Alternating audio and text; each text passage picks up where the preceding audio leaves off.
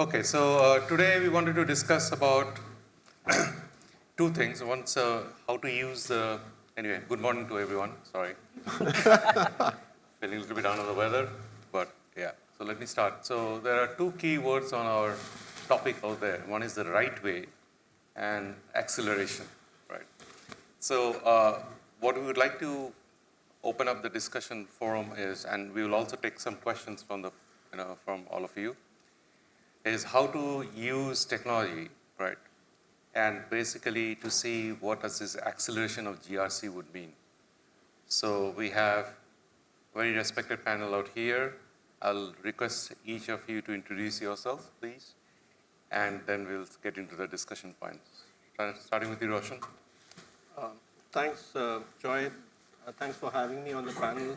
Good morning to everyone. I'm the Chief Revenue Officer for Sonata Software. I've been in the IT services business for about over 25 years. Worked across different parts of the geography. So I have a rich experience in terms of working with different industries, including the financial services business.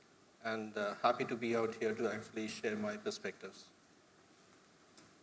Hi everyone, good morning. I'm Simon Wallace. I look after operational risk at M&G PLC. So I've had a variety of different roles across risk, audit and change. And for my sins have successfully, could be debatable, implemented 6 or 7 metric stream modules at M&G, and we've got 6,000 users using the platform at the minute. So hopefully I might be able to tell you something of use. Thank you, Simon. And I'm Jackie McDonald. I'm the Group Finance CIO for Barclays. And I also have responsibility in a technology world for the Chief Controls Office and the Operational Risk Office. I've been with Barclays for 3 years, but I've got a really long and varied history across financial institutions and other industries for implementing various different technologies. So this is my first tech implementation for a GRC framework within Barclays, because the Barclays GRC framework has been in use for many, many years. Thank you, Jackie. So I will start with Simon. And Simon, you had to have a lot of experience in terms of retiring many such fragmented systems and try to introduce the concept of one system, one source of data, one source of truth, right?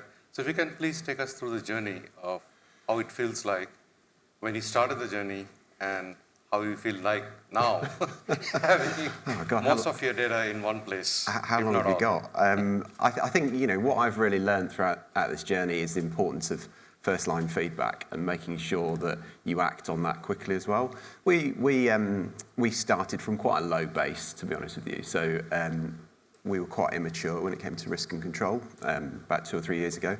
We then took on, we went through a beauty parade, selected Metric Stream as our partner, and with the help of Ken and James from ICF Consulting, implemented these modules at pace and with limited customizations, configurations. We were like, let's get it in. I remember the first conversation with Metric Stream was, they said came to me and said, can we have your requirements? And we said, no, we don't want to give you our requirements. We want you to give us the platform, and then we'll change our internal processes. And that obviously took a lot of, management and politics internally to get that through. But we pushed through all of those modules successfully. As we went through and implemented them, we went through a proper UAT cycle and all the usual stuff, the good stuff you'd expect. We did that during COVID, so a lot of that was remote. So it probably wasn't as optimized as we'd have liked. And then when we came to actually launch the system proper, everybody went, "Oh, what? You want us to use this?" And it was like a big surprise for everybody because everybody thought we were going to fail miserably. And so we put the system in. And what we did then was I made some mistakes. And Ken and James left the building, and I was left to my own devices. And there were some panicked WhatsApp messages being sent to them about what I should be doing. But essentially what happened was we started using the system and we got a lot of first-line feedback. You know, and that was expected given we didn't put many change requests through and things like that. And so we got this first-line feedback, and what we didn't do is we didn't act on it quickly enough. So for a variety of different reasons, change in senior leadership, cost, you know, blah, blah, blah. So I think, you know, one of my mistakes was definitely not acting on that feedback quickly enough. And when you launched implementation, you almost should be ready to go again with the change requests. And actually, when you dissect the hundreds of groans and moans that people have about any corporate business system, you look at it, and actually, if you break it down, there are only, you know, about 20 things that actually needed to be fixed in the system itself. So you know, I should have acted on those more quickly, and we should have dealt with that quickly. We're in a place now where we're upgrading the platform. We're on M7. We're taking, you know, the latest upgrade, and you know, Align Technologies. There's Derek over there. He's actually currently helping us look at our GRC strategy and how we can sort of energise it again. And actually, you know, he's come to the same sort of conclusions that, you know, that I've come to is basically, you know, I didn't act quickly enough. And then in terms of, you know, the support model around it, what you don't realise is you do need a lot of people to support any corporate business system like this, you know, from a tech perspective and from a business perspective as well, and a training and rollout. And the other thing we did, which I think was quite neat and helpful, was we put a system over the top of MetricStream called Adopt. And it's a digital adoption system, but it's got videos in it and, you know, how-to guides, and it really, really did help with user adoption. However, I didn't resource the team, you know, fully enough, and we've not kept it up to date. So, you know, there are some real learnings in there, and I feel like I'm in my appraisal in front of 250 people, which is a bit weird. But actually, you know, I think long story short, you know, my summary would be acting on first-line feedback is absolutely critical. You can't act on it all, and a lot of it's just noise, and a lot of it's just people, you know, Luddites not wanting to change their behaviour. But, you know, genuinely acting on things that matter quickly, I mean, will help. The technology is a hygiene factor. There are so many other things in any GRC journey that are important, but, you know, that user experience, you know, we all use, you know, things on our app, on our phones, like banking, et cetera, you know, you regularly dump people that, you know, aren't good enough in that space. And I think across corporate business systems, we need to look at that and make them as easy to use for the first line as we possibly can. So, thank you, Simon. I think you used a word, which I picked it up right, called politics. Can you describe what is politics here? It should be no-brainer. People should be just adopting it. So look, I mean, I think every organisation has got, you know, people, individuals that want to just do what they've always done, right? They don't want to change. You know, why should we do things differently? Isn't the way we were doing it, you know, before, right? And there's various different methods to get people to change that. And you know, there's the carrot and the stick method, isn't there? And you know, politics becomes a little bit irrelevant if you go above their head and go to their boss and tell them it's happening. So there's a little bit of that's needed, and you know, it's just generally people's sort of attitude towards change is, you know, they prefer not to do it if they could possibly avoid it. And you know, anybody gets a new system, you know, they hate it. It doesn't matter what it is. So it's just, yeah, basically trying to give everybody the tools to make sure that the political arguments disappear as quickly as possible. Yeah. Thank you, Simon. He gave a very good political answer. So coming back to you, Jackie, I guess changing a little bit of topic, we talk about a lot of AI, machine learning, data in the GRC space.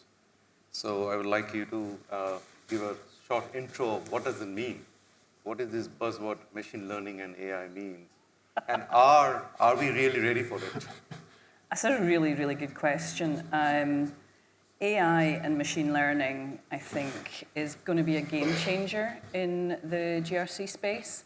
I think the data that we collect around about operational risk and issues in any organisation, but particularly an organisation the size of Barclays, in order to make the right data-driven decisions, the use of technology will actually help drive a huge amount of pace and reaction, and be less reactive and be much more proactive in how we address risk across a global footprint.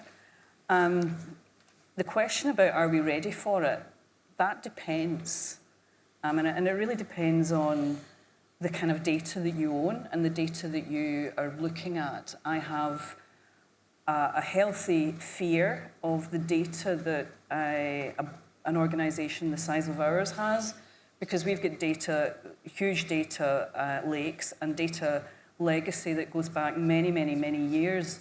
And data-driven decisioning, which is where AI and machine learning really comes into its own, makes decisions based on the data that we have. I mean, you can have a huge amount of unintended consequences with the data if you've not really understood it, cleansed it, and it's in the right shape. So I think it is a game changer, but I think the attention at a senior leadership level to really understand what data we hold is something that we all need to look at. One of the there's a program of work going on within Barclays leadership just now that's really about taking leadership and making them very data enabled, data savvy, and that is where we will get the right decisioning done, because we'll look at data in a different way. But once we can get the data in the right space, the use of AI, the use of machine learning will be a game changer in order to be able to react quickly, to predict, have the right models in place about where our risk is. And when you look at a global footprint, it should be really good. But we need to get the data right. And we need people who really understand data.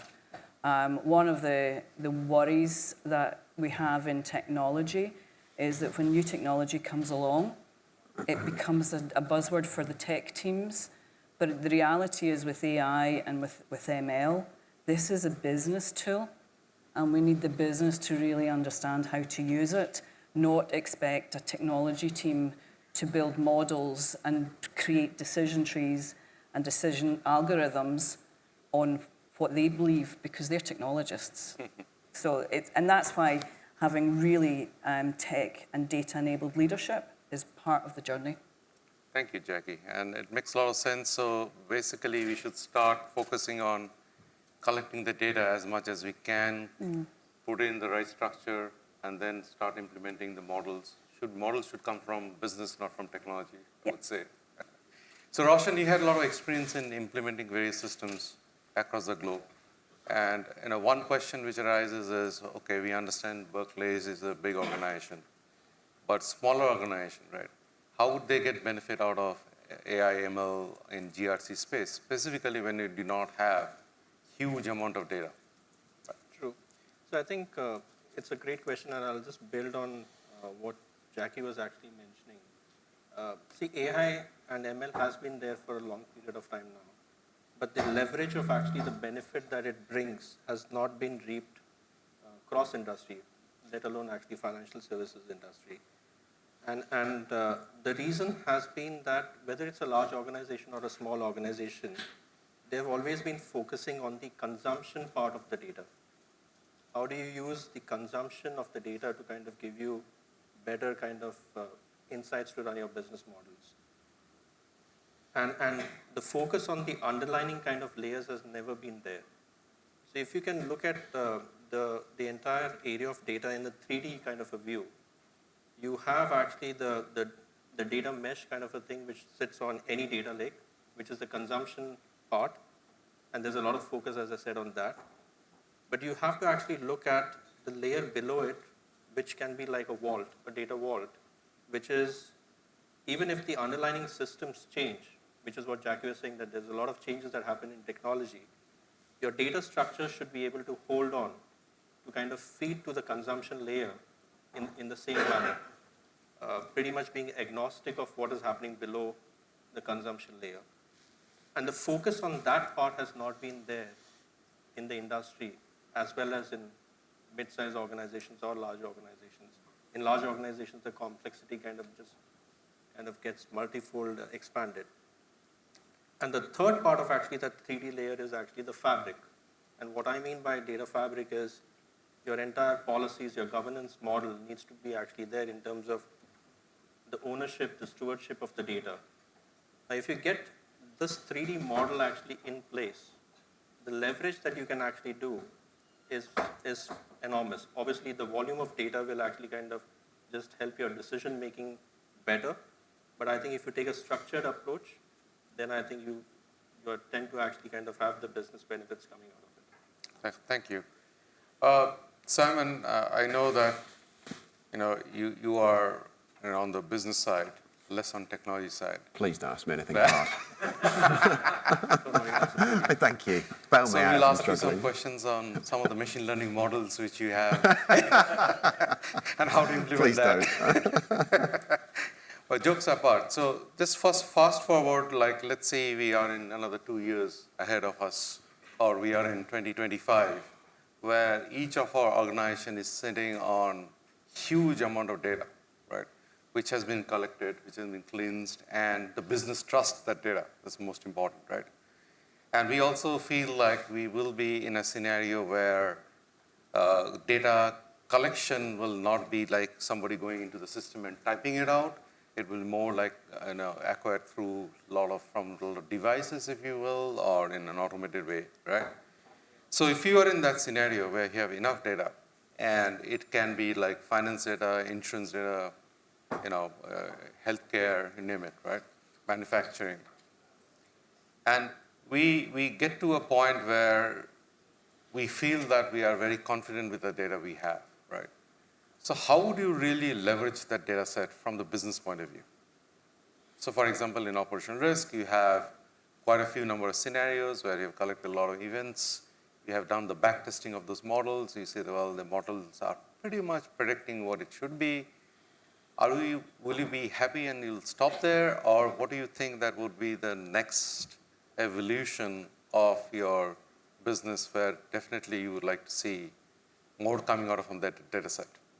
Yeah, okay. I think, look, we're in a place now where we're still on the journey. I'm sure a lot of companies who are represented here are exactly the same. And when we first implemented the system, everybody argued about the data and the data quality and said, "Oh, this is wrong," and blah, blah, blah. And actually, it's quite refreshing now because we're in a place where nobody argues about data quality because the data's the data and it's right. And so that's great from a metric stream perspective. It seems like it's taken me quite a long time to get there, but we are there, which is great. But fast forward a couple of years, what would I like to see? Well, I'd like to see that data being used more in decision making and be able to talk to the other systems. I do think that whoever can crack linking all these systems together, not just through through some sort of integration, but properly so they can talk to each other and you can have proper dashboards of information, then you can actually make decisions off it. I just think at the moment, a lot of risk data is backward looking. It's not forward looking enough, and we spend too much time running reports and reporting on things rather than just information being available to us. So I certainly know there's more automation that we need to do. But fast forward a couple of years, if we're actually actively making decisions based on that non-financial risk data, I'd be very happy. But based on some of my progress so far, I suspect it might be a bit more than a couple of years. Thank you, Simon. So Jackie, over to you. So we fast forward another 2 more years. That's 4 years from now. So you have Meta coming in with some kind of an interesting goggles in your eyes. You're seeing a dynamic dashboard out there. The risk managers are using that concept. But how do you think that huge amount of data you have and the technology evolution, which is happening at a much faster pace, right? Including the processor speed, the amount of storage we can have. How would one really leverage or change the world of finance or risk and audit, right? How would you see that GRC space evolving? So the GRC space is going to be hugely, hugely important. I think we've seen that over this past year, just with the climate that we're operating in at the moment, and the ability to predict and make decisions and really understand where our risks are arising is somewhere that we want to be at. The data, if in 4 years' time our data is as clean as we want it to be, if we are in a position where the technology advances are such that AI and machine learning and modeling is in a really mature state, and I think it's getting pretty mature within our organization, not in the GRC space, but within our organization. And when we take that learning into a mature data set in our GRC space, I think it's actually going to be a bit of a game changer. And I think our operational risk teams, our chief controls office, will be very focused on looking forward as opposed to looking back. And I think our regulators will be looking for us to be much more forward-looking rather than reporting backwards. So that's where I'd like to get to. I think technology will advance. In 4 years' time, we will not be talking about this. We'll be talking about something else. Because technology does advance really, really quickly. I think the partnership of having a really tech-savvy leadership within the business is something that we are building so that they can understand where to leverage the right technology and where technology can come in and start sort of like creating the ideas for the future. But it is going to be, let's get the data right, let's introduce some of the new technologies into this space, and let's be really focused on the decision making and the predictive modelling that we need to be put in place. Thank you, Jackie. So Roshan, again, I'll put you on the spot because you are a technologist. What happens if you implement wrong technology in the hands of the right people? See, I think that's a very difficult kind of a question, to be honest, because the question about who is actually handling the data, whether he or she is actually the right person or the right function, is always actually a difficult kind of a position to be in. But I think my take would be that you need to actually have interventions that are actually kind of brought into the model where you can actually kind of detect some of these things much earlier and not actually post facto. That's the only kind of intervention that you can really bring, because you can't actually kind of say it's in wrong hands. It's actually what interventions you're actually bringing in. And I think with the amount of data sets and the data which is actually kind of coming through the digital channels, increasing more and more with the adoption of actually cloud-based solutions and cloud-based kind of models which are there, I feel the dominant kind of force to kind of have that intervention will be the cyber GRC kind of concepts, because if you have those in place, you will actually have the right checks and balances. Overlaying on that, you need to actually have good policies, which will actually kind of prevent you from getting into those situations. So I would say like the focus will have to be making sure that the digital channels are more and more secure. And that's why I would say like cyber GRC will kind of have dominance. Okay.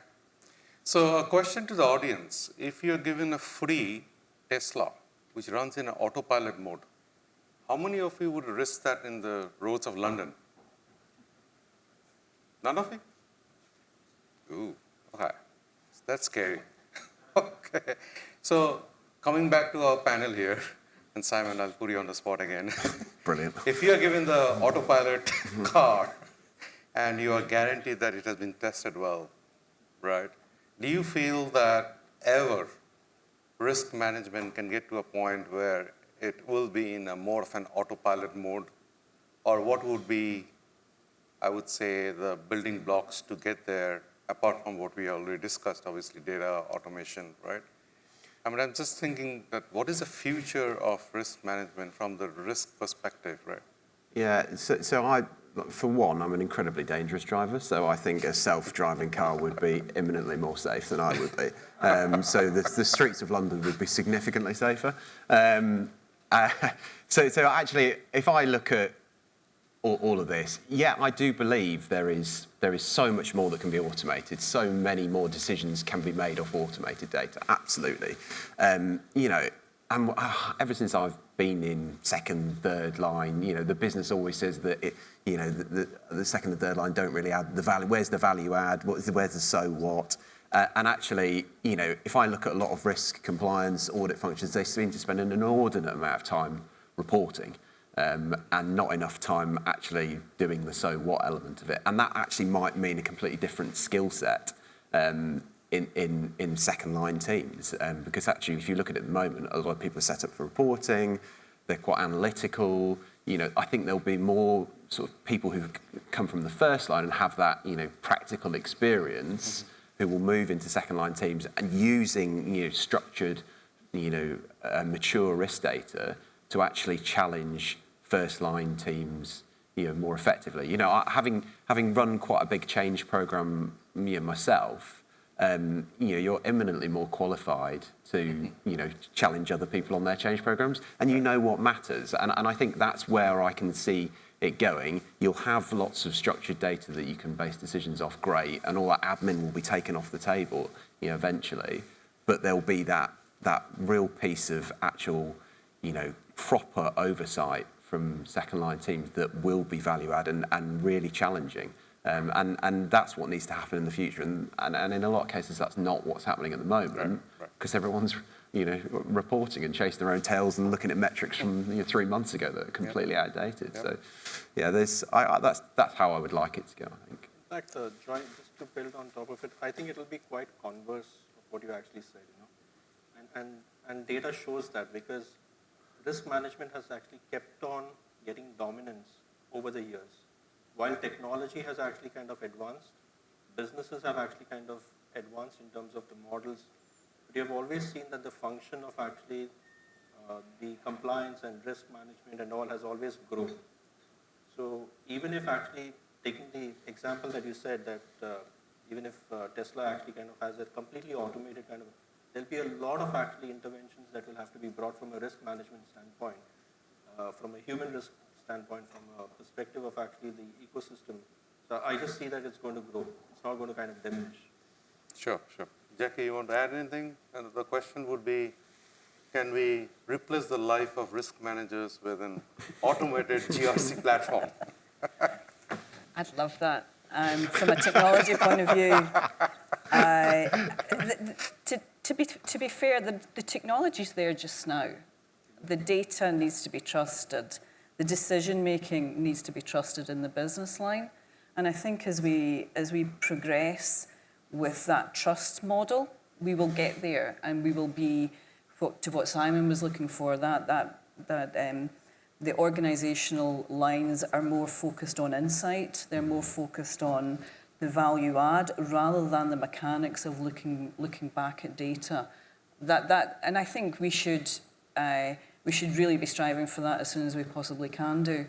The technology is there. We just need to apply it in the right way, and we need to have the right trust in the data. Yep, absolutely. So any questions from the audience? We have a question here, please. We have a mic.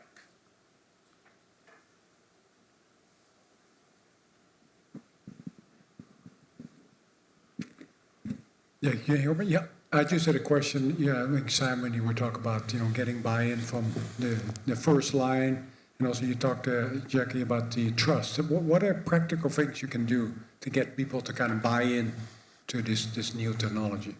Yeah, okay. So and it's a good question, because on one of my many learnings in this journey, in terms of buy-in, I think I made them. Well, but I'll take the flak, Ken and James. I made a mistake where actually our GRC program was sponsored by our CRO. Nothing wrong with our CRO, lovely man, but it should have been sponsored by the COO. So it should be first line driven. Obviously, second line have a huge part to play, and need to make sure you've got the right frameworks and standards in place and things like that. But actually, sponsorship is really important. The tone from the top as well, that is massively important. We did a series of road shows. We got the execs, we got the NEDs, one-on-one. There's some very important, busy people who shouldn't have got an hour of their time to chew their ear off about GRC. But we managed to get in all their diaries, selling the importance of this, going to town halls, really trying to sort of spread the message and why it was just important. And actually, we launched a program across the firm, and all firms have done something similar. And we did I called it I Am Managing Risk. So identify, assess, manage, report. And we plastered it all over the walls and intranet sites and videos out to all the stuff and things like that. But actually just being very clear with everyone that risk management isn't a second line responsibility at all. It's everyone's responsibility. And then obviously sort of buy into it as well comes from the stick method. And our stick method was making sure that in STIP metrics, there was more risk and control data points in there. So, and I won't know I can't remember the exact percentage of people's bonus, but more of it was skewed towards risk and compliance factors. And let me tell you what, if they're in people's comp, people are interested in it. And, it talks about, what gets measured gets managed, gets monitored, or words to that effect. But it really did make a big difference. And actually, everyone was so obsessed with that actually we took our eye off the ball on some other areas. But, I think getting around people, training people, making yourselves available, the Adopt platform over the top of Metric Stream, that helped us quite a lot in terms of videos and things like that, was really, really useful. But yeah, just trying to get around everybody and make sure everybody felt loved. You can't appease everybody, but you can try. And so a huge amount of our GRC program was spent on change management. But benefit of hindsight, could have been a lot more. Right, we could have done even more, and that bit just shouldn't be underestimated. Jackie, you want to add? Yeah, I actually completely agree with that. The partnership and the leadership in the business line is the success criteria more than anything else. There's always a danger when you're introducing new techniques and technologies and tooling that the trust erodes a little bit, or it becomes a tech-driven project. And the reality is, implementing a GRC framework for a firm, or upgrading, or sort of making advances in your GRC frame, your tooling, has to be for the front line. It has to be for the front line. So that buy-in needs to be there. The trust in the data is where we can use both the line and the technology teams to really understand that we understand the data, we understand the lineage, and we've got the full history of it, and we can make decisions based on trusted data. When you don't take care of the data fabric, as you mentioned already, Roshan, then you don't actually get to the roots of where all the data is. So having a team of people who work in partnership with all the right skill sets in there, people who really understand data at the data fabric level, people who understand the technology and can help make the right decisions around about putting the technology in the right hands, the business line recognizing the importance of getting it right, and then the drive from the front to be able to make sure that everybody realizes it's our responsibility to deliver on this. That makes it, that's where I think we will increase the trust and deliver against it. Thank you, Jackie. I think, there's a question on that side. Is GRC going to continue to be mostly about organizational defense, or with technology and ability to coordinate all the information, will it be able to move more towards offense also? Organizational offense in terms of revenue generation as opposed to risk mitigation. So I think the question is more that, well, we understand that every part of the organizations, we have different kinds of risk. Now, some of the risk needs to be mitigated, but we in Metric Stream, we use the word thrive on risk. Means like, well, okay, organizations should also be able to take some amount of risk and turn it into opportunities, if you will, right? So maybe Simon, you want to start off? What's your experience in, adopting or accepting some amount of risk and let the business continue, if you will? Yeah, I think, in our day-to-day roles, we all take risks, don't we? We talk about the adage of crossing the road and things like that. And I think, we, as well, especially financial services organisations, need to be more comfortable taking risk and understanding that risk. If I look at it, we probably don't understand fully all the risks that we're taking, and I think actually, in a number of financial services business, you use you have documents like an ORSA, like an ICAP, which is a document that's meant to aid strategy, and I think actually, the more and more those documents get used, to inform strategy rather than sitting on a dusty shelf, I think you'll actually be able to move towards more actually understanding the risks and using it for, sort of, I suppose, combative purposes rather than defensive purposes. But again, it comes back to the fact that we're still looking, in the past in a lot of cases because the data isn't right. So I think, getting that data right is the first step in being able to do that for me. I think, Anjan, if I can think about an example, I was thinking like, where do we have some case studies around this? So if you look at American Express, they tried to actually kind of get all their risk management models into the AI-based kind of a model.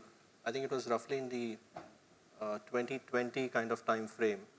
And what they did was they did not actually kind of limit it towards what you were saying, that how do you manage the risk, but they turned it actually to help the business in terms of actually the entire value chain, in terms of origination to kind of limit management to kind of management of day-to-day kind of transactions, and thereby actually kind of bringing more speed and better customer experience, because of which I think their business models actually ended up giving them a lot of revenue generation kind of outputs. So that's the case study that I could think about, where you see that there is an offensive kind of a approach taken. Thank you, Roshan. Jackie, would you like to add anything? Yeah, I mean, I think in our business, there are a lot of opportunities that people are looking at to see where we can grow in markets, where we can grow products, where we can grow revenue.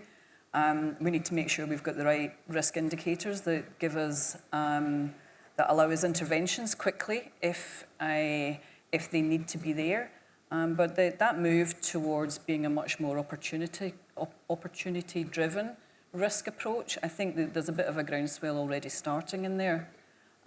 What we need to do, again, I keep saying the word trust the data, but we need to be really clear that with the risk indicators and of the immediacy of that risk indicator coming up is available to us, because the current approach of looking back and reporting on sort of like the previous 3 months, if we went too far into opportunity-driven risk approach, you could be too far out before you make decisions and have interventions. So we just need to get that balance right. Okay, cool. Any other questions from the audience? So I'd like to bring up the last topic. We hear about new stripes of risk, ESG, cyber. In my mind, I feel that those are all part of operational risk. But I'll still go ahead and ask, what's your view, Jackie, on cyber risk, ESG risk, and other kinds of new risk, right? Which will, in future, will come up, I'm sure. So does it fall into operational risk model, or does it remain to be a separate stripe? In some part of the organizations, I believe that it's all falling under the same CRO. In some cases, it's managed differently. So what's your take on what's the future of this kind of risk coming in, and how does Barclays and other banks react to it? So it's a huge topic. Cyber risk is something that we've been very focused on over the course of the past year. Everybody in financial services has been really focused on cyber risk. And we report it at the top of the house. When it comes to ESG, ESG is such an emerging, wide-ranging set of risk topics to understand. We haven't folded it into operational risk at this point in time. There is a clear direction from our ExCo on how do we manage ESG in particular, because it is getting bigger. I mean, we've been focusing on climate, but we're moving much more into the regulated reporting side, just purely from a financial services point of view with everything that's coming up. But then the sort of like the social side of ESG is a piece where I think it's going to be absolutely massive in the next few years. Do I think it should fold into operational risk? I don't know. Ask one of the operational risk guys whether they want it or not. I think from a technology point of view, what we need to do is to gather the data, put the tools over the top, allow the reporting on it, and be able to make sure that we've got the ability to bring in the data that we need from our customers, from our clients, from our investors, that allow us to be able to report on things like ESG. Thank you. Thank you, Jackie. Simon, anything to add? Let me, as an operational risk person, sort of build on Jackie's point. I think for me, it's the consolidation of all these things into non-financial risk. So having one approach. If I look at how we do it at the moment, you've got policy for op risk, got policy for rep risk, you've got one for cyber, all of these policies, and normally sort of separate teams supporting or overseeing that as well. So there's quite a lot of people doing similar things, in maybe dare I say it, a slightly different way. So we've taken, our Chief Risk Officer at PLC level has brought in a non-financial risk Chief Risk Officer, sorry, I can't get my words out, who's joined from UBS, Louise, and really her mission is to try and bring all those together so that we have, one approach to non-financial risk and, a more streamlined approach. Because, if you're the business a lot of the time, you feel like you're having to deal with, 8 to 10 different people from the second line, and that can't quite be the right approach. And different policies, and as much as we all write policies here and think that everybody reads them, it's probably not the case. So we probably need to, we as an organisation need to smash down our approaches and make sure we pull out the relevant bits of all those specialist subjects. So she's got no small task on her hands there. But I think having a single approach to non-financial risk will be important.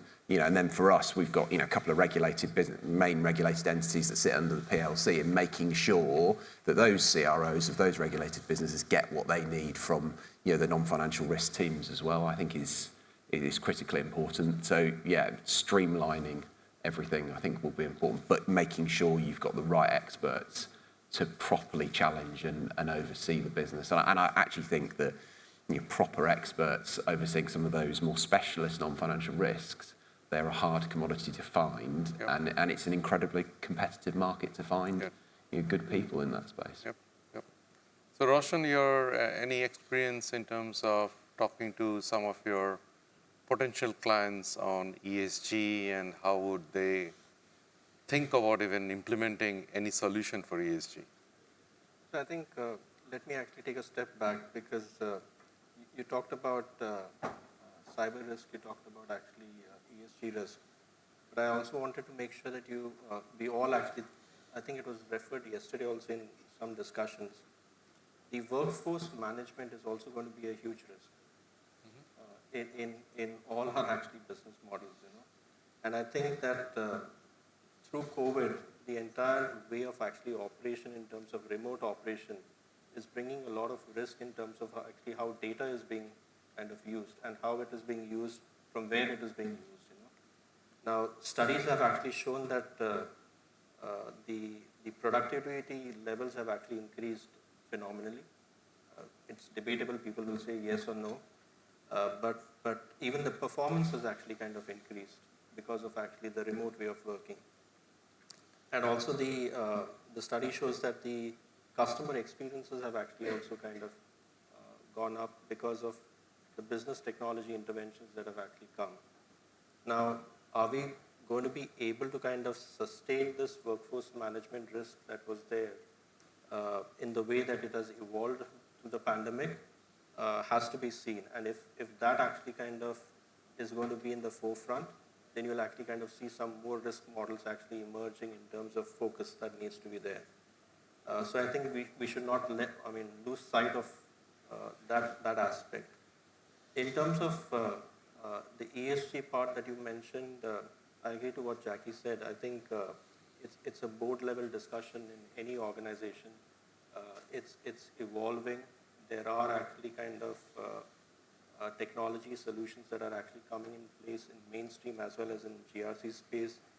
But I think it's more about actually kind of trying to measure what the actual impact is there towards the ecosystem, because everyone is actually kind of talking about scope 3, scope 2, everything, But is it really kind of making a difference?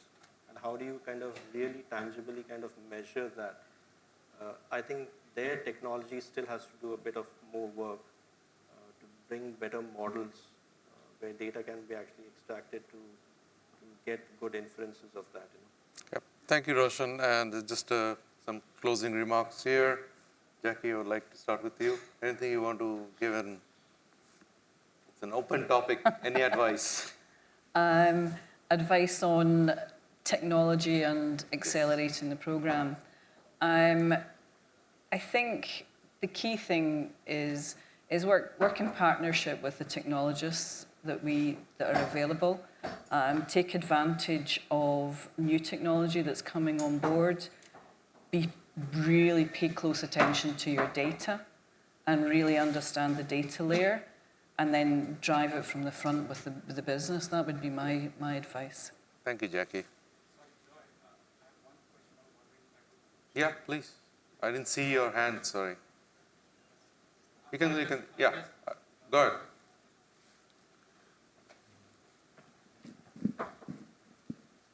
Not closing yet, Simon, sorry. Sorry about that, Simon. Amit from Metrics Stream. So look, I heard this comment, that risk has to be owned by the first line, and I believe, I come from that school of thought, the business owners own risk. But my question is, we all, and this is to the two financial services folks on the panel. This idea of, let's say if there was one number for risk. So let's take M&G, right? 400 billion pounds assets under management. Barclays, similar size, maybe a little bit more, possibly more. Let's say if there were one number for risk, and I'm talking about non-financial risk here, let's say 40 million pounds for M&G, let's say 100 million pounds for Barclays. What does that mean? What do you do with that? How do you, is there anything you can do with that one number, or do you still need to look at individual elements of risk and then mitigate, or, I don't know if that. So from a Barclays point of view, Yeah. I don't see that we would just use one number. I think we would always break it down, and we would look at where the different elements are, and then we'd look at the risk weightings on each element as it was. I think particularly with an organisation of our size and the different markets that we're in and the different legal entities that we operate in and the different regulators that are keeping an eye on us, I don't think we would ever be in a position where we would just use one number and just look at that. We would always break it down to a level of granularity. What we don't want to do is take it too far down, but you would always want to take it to a level of granularity that you make the right decisions on that space. For a company of our size, anyway. Yep, okay. Without wanting to sound like everybody when they agreed with Nick Clegg in the 2015 elections, I agree with what Jackie said. Thank you. Sure. So, Simon, any closing remarks? For me, like the technology, you just got to get that right. They're the basics. Actually, all the other stuff is probably more important in any GRC journey, and that that engagement with people and just trying to win the hearts and minds as you go through it. You won't succeed in getting everyone over the line, but if you can get a large rump of the organisation over, then you're set up for success. But also be prepared to make sure you've got the right infrastructure in place when you've implemented and the right support models in place. And that, for me, are my sort of key learnings over the last couple of years. Thank you, Simon. Roshan, over to you. Joy, I think my closing remarks will be that technology is actually changing at a rapid pace. We have all seen that. And I think if the adoption of technology in the business context is not at the same pace at which digitization and innovation is moving in the industry, then you are going to actually have organizations which are going to be laggards.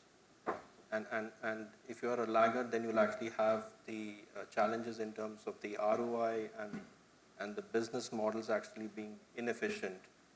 So does that actually mean that you have to move fast?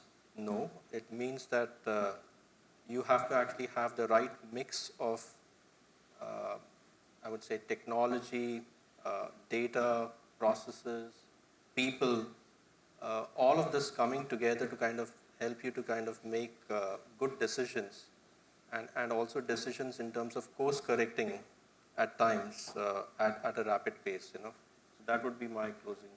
Thank you. Thank you, Jackie. Thank you, Simon. Thank you, Roshan. A big hand for our guests here.